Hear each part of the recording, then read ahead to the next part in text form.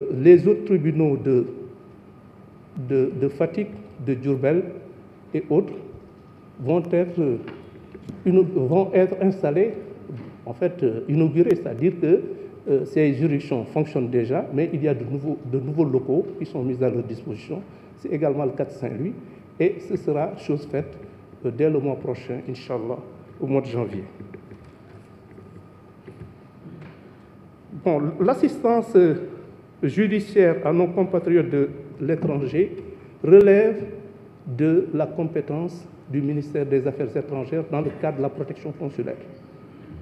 Je m'étonne quand même qu'on me demande d'intervenir auprès de juridictions étrangères, ce que je ne suis nullement disposé à accepter qu'on le fasse pour les juridictions sénégalaises.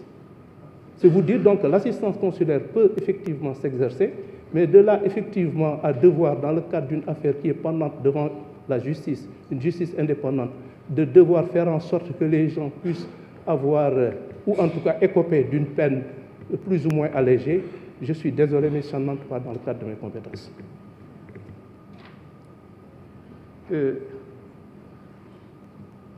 On a également parlé du tribunal de Salémata en état de délabrement. Je le reconnais, c'est également le cas du tribunal de Saraya, surtout à la suite des dernières pluies qui ont eu effectivement à endommager considérablement les locaux. Nous sommes en train effectivement de nous atteler à la réfection de ces juridictions pour que véritablement les magistrats, les justiciables, le personnel de la justice qui évolue dans ces juridictions puissent effectuer leur travail de la façon la plus conforme aux intérêts du service public de la justice et dans un cadre minimal de performance. Monsieur le Président, Messieurs les députés, c'était justement ce que je devais, les questions principalement qui m'ont été posées et auxquelles j'ai tenu à répondre, en vous réitérant justement ma demande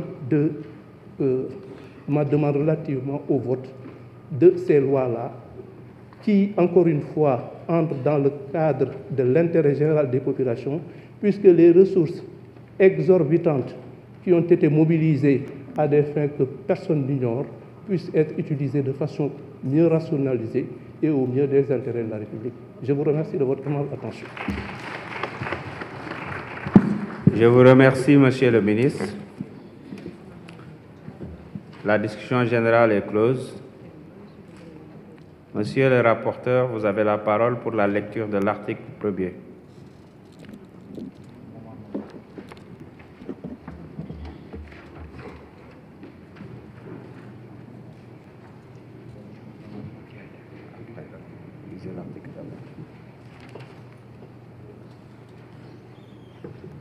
Merci, Monsieur le Président.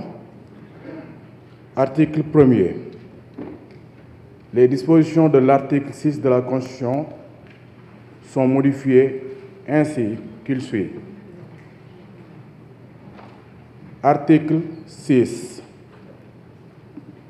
Les institutions de la République sont le Président de la République, l'Assemblée nationale, le gouvernement, le Conseil constitutionnel, la Cour suprême, la Cour des comptes, les cours et tribunaux.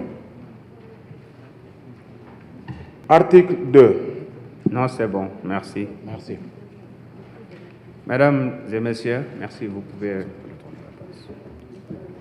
Avant de passer à l'examen de l'article 1er, je rappelle, chers collègues, que j'ai reçu une proposition d'amendement à l'article 1er